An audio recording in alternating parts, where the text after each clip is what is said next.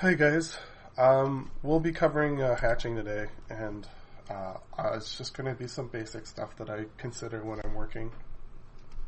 Um, so keep an open mind there. What I'm doing, I'm not going to be covering the whole thing or what people are used to seeing in the tutorial about this, because there's just so many tutorials about hatching anyway. I'm going to cover basically what I like to do and what I don't do, and then you guys can take on from there. So let's go to my little samples here. So first thing that's important to do for hatching, and you might as well just not bother with hatching until you can do this, and that's consistency, especially consistent spacing. Consistent spacing regardless of line quality. So the best way I can describe this is just by coming in and hatching here. Of course, now that it's live, I'm going to screw up more often. But really, when you hatch, if the lines are generally the same distance and the darkness and the lightness always has a kind of consistency to it, then you're usually pretty safe here. I'm going to screw up a little bit. Of course, and that's really what you want. If you're going to go for perfect straight lines, but you're going to do this, this isn't going to help you, and it's going to look weird. It's going to look like a texture. It looks inconsistent, and it doesn't look like a value. It looks closer to speed lines or some sort of effect. And you can be pretty wobbly with what you're doing here, as long as the spacing is consistent. So first thing is first, master consistent spacing. Once you set a spacing for what you're doing, keep it on everything. Okay, this is your spacing. Regardless of where you work, if you go work here, same spacing. If you go work in another place, same spacing. My experience is this: if you're going to do some hatching, okay, you can hatch all day long, and you can bend. Like I'm going to actually rotate my angle here. I'm going to start actually going rounded. Let's see if I can get this thing rounded like this. Okay, you can actually get some pretty wacky results. I gotta actually make this a little more consistent. As long as it's consistent, I gotta redo this part. It'll work. But if you start getting, the gaps start decreasing, or you start increasing and decreasing the gap size, then it becomes a problem.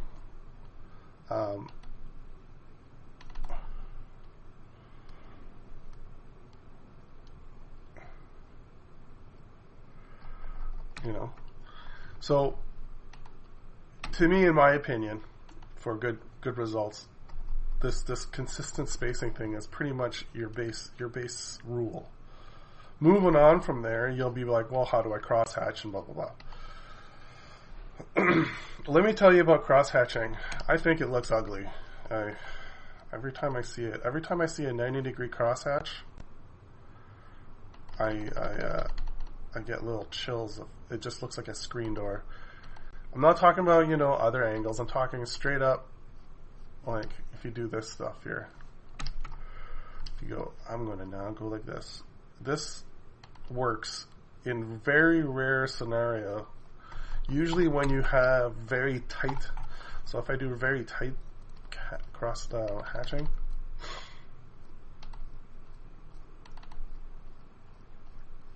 okay, and then I'm going to go cross hatch here. This is when it works, and even then I don't like it. And then if you get a third one in, usually this is where I stop caring, because it gets dark enough that You know, and you can't see the cross hatching anymore. But straight up 90-degree cross hatching, guys, man, I don't know. Maybe you guys will find someone who's really good at it, but it looks bad. It just always looks like a weird screen door or a mark on someone's face. It never really looks like shading. So if I go back here again, I'm going to just do this the lazy way here. I'm just going to come in and erase it. Let's see if I can do this fast. I was doing this perfectly fine before I started recording, of course.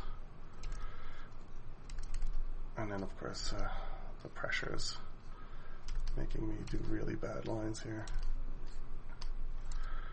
Which is weird. I stream a lot. I shouldn't have this problem, but you know, if you erase this, you know, and if you go like this, if you go at an angle that isn't 90 degree, I'm usually pretty okay with that. I think it looks fine. You know, that sort of deal, totally cool with this. But as soon as things start going like right across it at a 90-degree angle,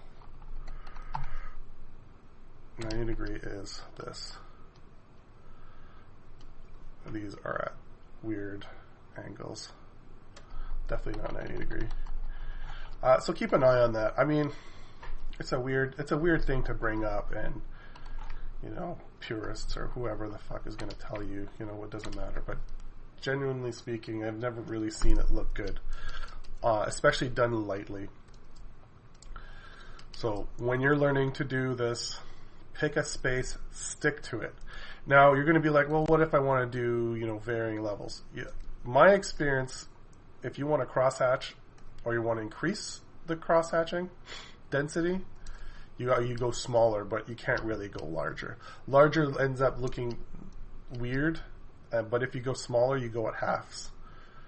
So if I want to add cross hatching, I have to do it at half the size of the original. So basically 2 strokes per every length. If you do something like here, I'll just go down here and I'll erase it later. If you do something like a tube, okay, I'm going to draw a very faint line so I know where I'm hatching. You know, if you go, I'm going to hatch this. I should probably hatch it all the way to the base here. It'll make no sense.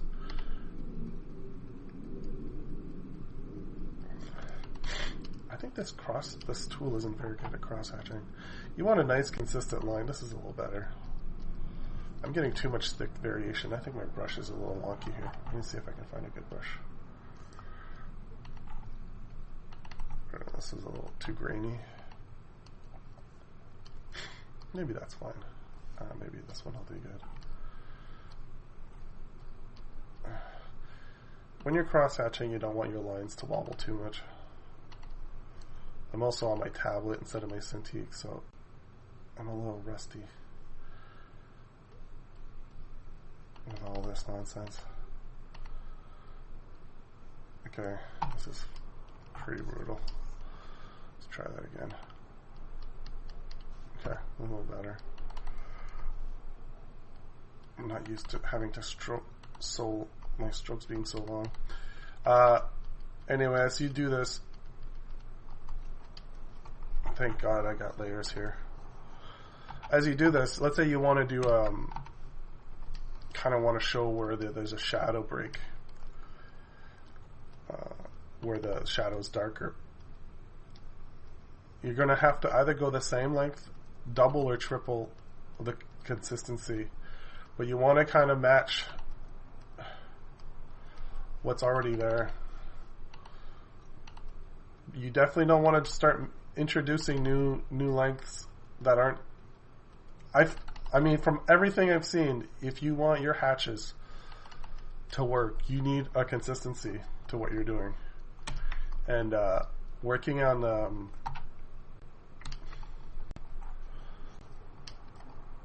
let's see if I can get this at, there you go. I think up and down strokes is where I'm at right now.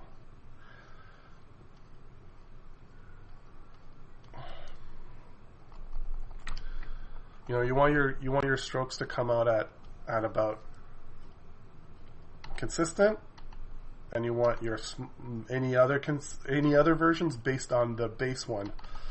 So if you got this is based on the 3. These 3 are based on the same width, but there's a third one, and if you want even thicker, I have to put 4 in per length. So there's like this, and then there's 1, 2, 3, 4, 5 in total. Oh no, sorry. There's this one, and then there's this one. 1, 2, 3, 4. It's a kind of weird rule, and there's no real rhyme or reason. It's just from studies I've done. It just seems to look better. So that kind of caps that. Moving on, when you want to do shadows and junk, I find that so there's a lot of concepts on hatching where you're matching form. I find that one of the cool things to do is to take the light source. So let's say the light source is over here, okay, and then my shadow cast from the neck is here. I find it's cool to put straight lines coming in kind of from the direction of the light, and that gives this cool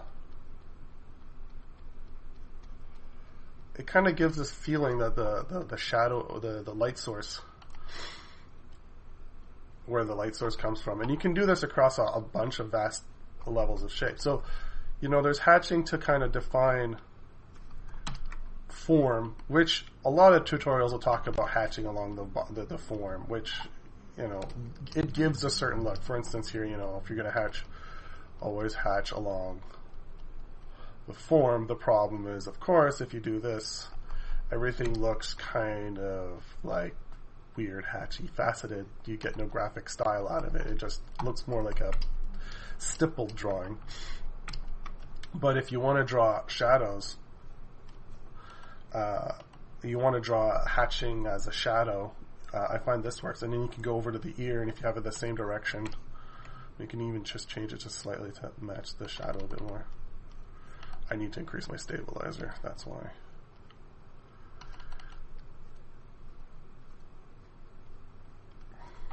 Yeah.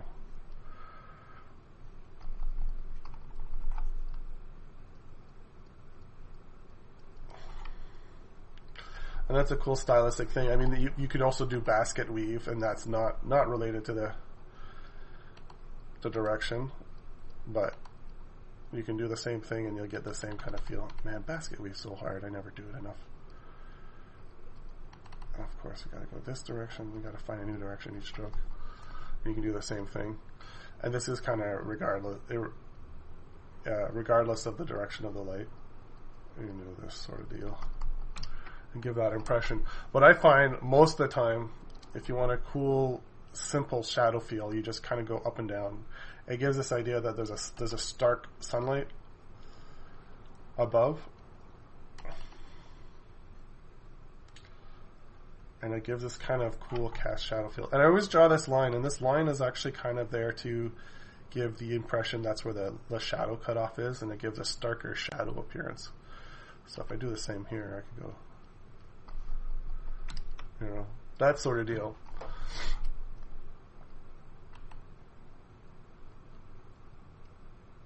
And I kind of like that. I like that feel to what it gives. And then from a distance, it looks pretty decent. I was zoomed in there. It looked kind of bad, but whatever. If it's consistent, it'll work. If it's inconsistent, it looks like this here.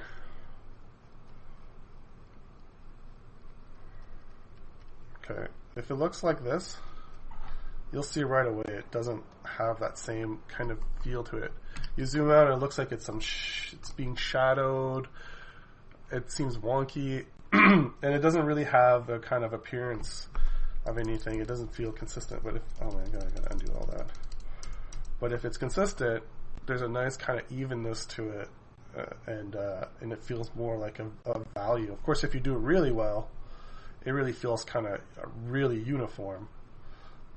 Even though each stroke themselves could be kind of wonky, you know, when you zoom out, all your values kind of blend in together, and then it really doesn't matter the line quality as long as you're very consistent. So here we're back here, and I'm going to just talk about the surface. So sometimes it's good to use a surface here. I'm actually gonna delineate a shadow line, and to make sure it actually kind of flows on the surface here. And then when I get to the top, I'm just going to go straight to show that this surface is flat. But when I'm here, I'm going to kind of just rotate a bit along the surface. And this is fine too. I think that if you keep this to a minimum, it looks better than if you go like all the way around. I don't know. I mean, everyone's a little different to what they want to have consistencies and style wise. So sometimes it's a little too high.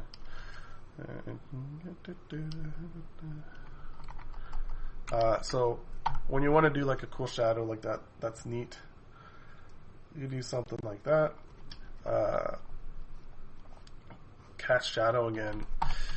It's kind of weird because I find that when you're doing a shadow, like a shadow pool, it really doesn't matter which direction you pick, as long as all your shadow pools have a consistency to them. You know, if you're going to do this shadow at this direction, and then you're going to do another shadow over here in another direction, it looks really bad. You want to just make sure everything... I mean, it's not to say you can't have different directions. You know, if this is a shadow here and there's a shadow here, this is going to be different because the concept behind this hatching is to show shadow and form, and the concept behind this hatching is to show a pool of shadow from a cast light. They're kind of like completely different concepts. I mean, they both represent, well, you know, actually no, they don't represent the same thing, because this represents both surface detail and lighting. This only represents lighting. There's nothing in here that says that with the texture. I mean, if we really wanted to get two kind of concepts in this one thing alone, let's say this is gravelly, you know, then we can do like a gravelly, you know, texture, so that in the hatching you can actually see that there's a texture in the soil or whatever the ground is made out of. So if you really want to get the two concepts, because these lines actually express two things. They show where there's shadow, where there's a light shadow presence. I'm actually not showing the whole thing. I'm kind of hinting that there's a shadow here, but I didn't draw it in yet. But I'm saying that this object is so light that even the shadow area is still kind of whitish. But these hatches actually represent two things. And here now my hatch for my shadow pool represents two things. And a lot of the time people ask me how I get my lines to look a certain way, and really it all boils down to having my lines say more than just one thing, you know, and that's kind of the beginner stuff with lines. When you draw hair and you draw a line in the hair, is this line saying anything, or is it just saying hair is hairy? Well, we know hair is hairy because we're looking at hair. We don't need extra lines to show that. Same thing for folds. Like, this shirt has folds in it, but you know, if I have a shirt and then you do this in it, these lines aren't really saying anything in the shirt. You know, they're just lines for line's sake. You've got all this cool volume you can express in your lines. You can say, you know, is the shirt billowy? Anyway, this is another tutorial in itself, but basically limit your lines, make sure they say more than just one thing, I think is always the best scenario for good, strong line work. If they just say one thing, then they're just lazy lines. So finally, I'm going to talk about just how I use minimal hatching in what I do for comic work. So let's say, for instance, I want to hint at a pectoral line, but I find that the line, just using a line, is too thick and it's too stark a contrast. And you'll see a lot of comic artists, especially American comic artists, do this in a very kind of, I want to say, obnoxious way. You've seen this before. They'll do this like this really angry triangular hatching everywhere, which is pretty graphical. And hey, man, some people like it. Friggin' I don't. Okay, so I am going to go a subtler route. So initially when I did this, I actually kind of highlighted something cool. So I'm going to do it the original way I had. So I'm going to say, okay, I want this bicep to be kind of soft. So the line goes down here, and then I'm going to start hatching in.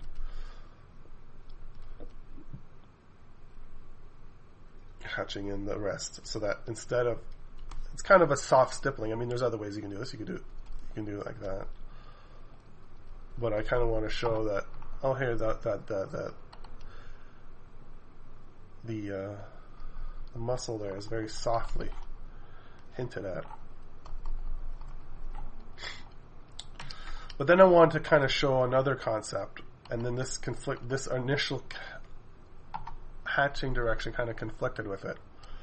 And that's the idea that you can hatch in kind of this weird concept of surface planes, and you can replace lines almost outrightly with hatching if you want to make a really soft version of a line without having to draw the line so thickly.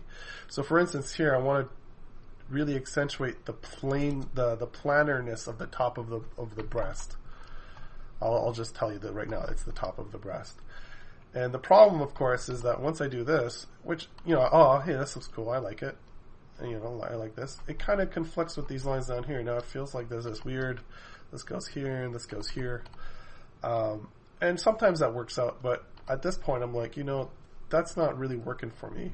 It kind of looks odd, so I'm going to just actually change the direction of these lines to match it.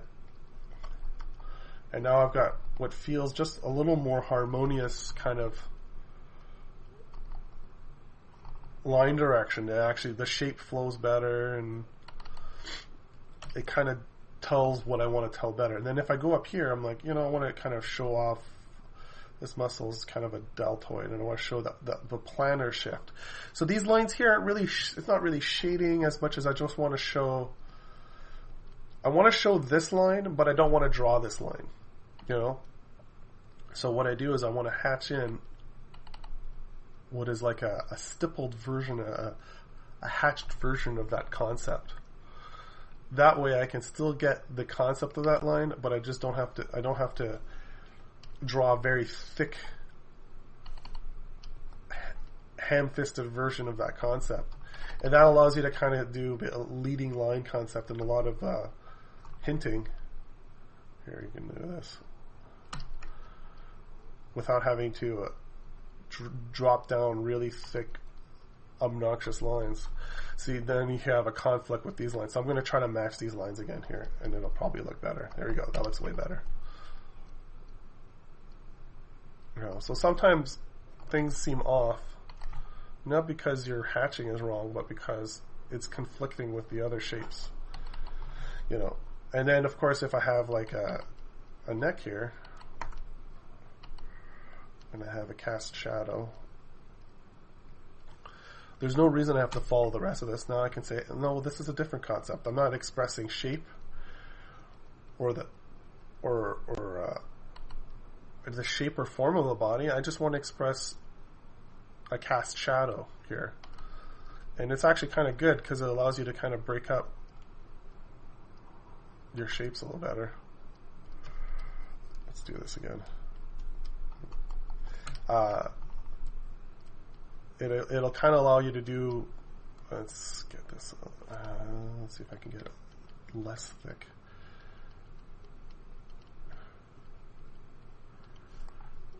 Maybe I can get another brush. These brushes are so grainy. Maybe I can hatch more.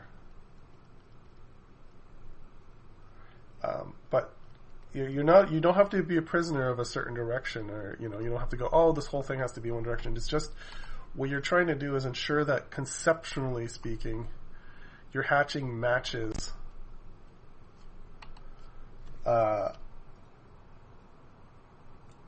your hatching groups match kind of the same kind of flow. And it can move over time. I mean, here we go. If I go over here, you know, these hatch lines can curve as time goes by across this body, so that when we get down here, you know, I'm hatching in this direction. You know, and that can still work because it has a sense of unification from just the direction, and it actually kind of gives a feel here.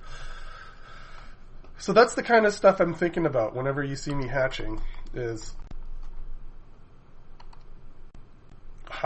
what works with what's already there. And same thing with this shadow here. I'm not selling it. I wish I could have more drawings so I could sell this better. But, you know, if I had more cast shadow bits, you know, if this character was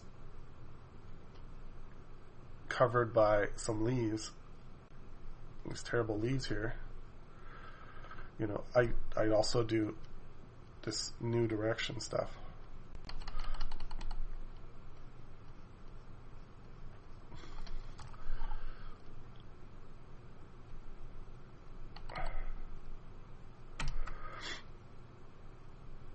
It was one of the few times I think, you know, I'm not big on saying Cintiq solves all your problems, but sometimes it makes a few of the jobs a little easier, and this is one of them. Because I got to use it's very hard to get this level of precision across a huge shape, you know. And now I got like a cast shadow of leaf kind of effect going on here. And you can tell it's distinctly different than what these hatches represent. And it's actually good that they're like that, because if they match, then you'd start thinking they were part of the body, or they were some sort of shape or form element, or it looks like a tattoo. Whatever the deal, it feels like a different entire concept. And that pretty much covers kind of what I do conceptually. Man, these videos always go on so long, and I feel like I'm talking 10 seconds. But anyway, hopefully this helps you guys, if only a little bit, to kind of don't do too much hatching, keep it minimal, make sure your lines do more than just say one thing, keep a consistent flow of your lines, based over what they're conceptually doing. Are they expressing shape, form, or texture, value, or cast shadow, etc. Alright, thanks guys. Talk to you later.